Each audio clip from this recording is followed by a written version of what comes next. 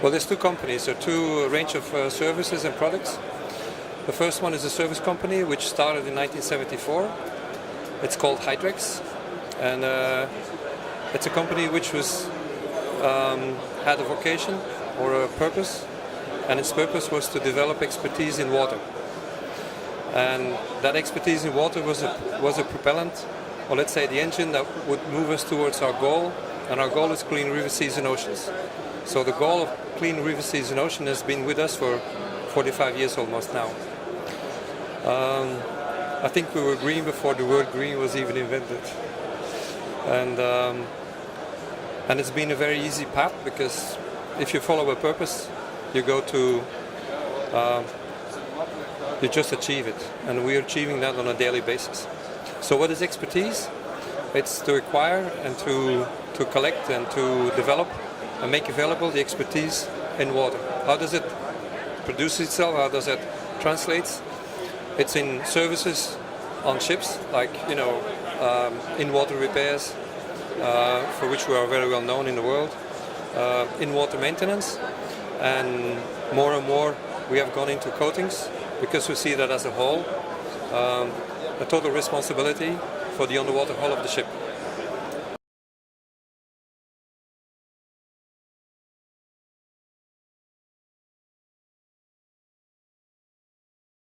Major developments, I think it's in terms of going away from being totally operational in it and try to do everything ourselves.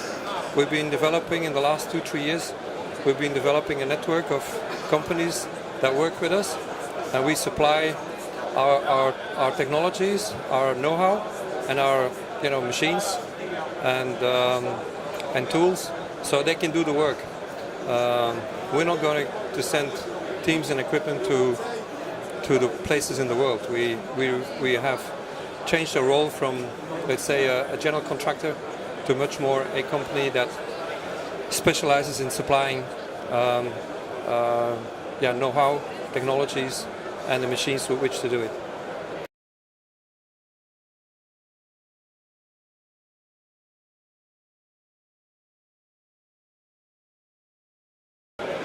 Well, the biggest challenges for our perspective is very easy.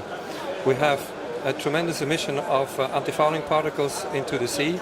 It's about 1 million tons a year, and that needs to be stopped one way or the other. We cannot continue. When the European Commission has set as a goal that we have to have a non-toxic environment in 2050, we cannot maintain the continuous emission of antifouling particles into the sea and into the rivers. So there needs to change into a new, and in this case, a disruptive technology that we provide.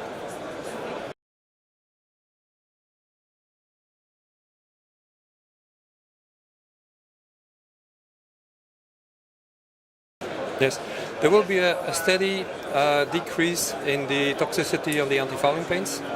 So there's a definite demand from the public and from the authorities that are impacted by the consequences of the repetitive use of antifoulings.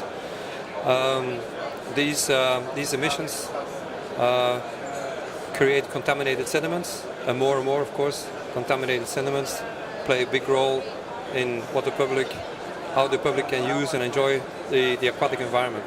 So there's definitely a big push towards less toxic products, and of course, evidently, if the goal is to go to a non-toxic environment, to go completely non-toxic, and that is exactly what we provide.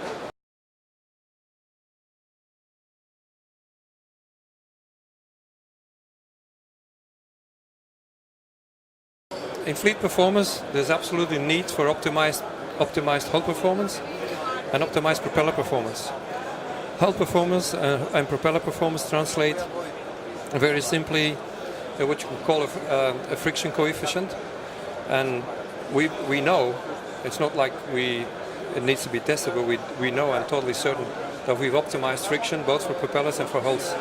So it's just a matter of putting it into the market, make it available, make it very real to people that it works, and that it can be done again and again in a totally environmentally safe method.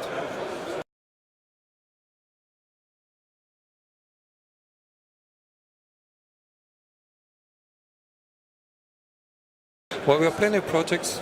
We have about 54 patent files that we're working on right now. One of the major ones is to go into and developing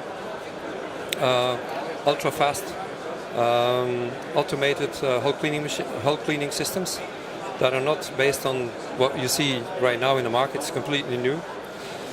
We're working on that quite consistently. Then we're also working on energy turbines.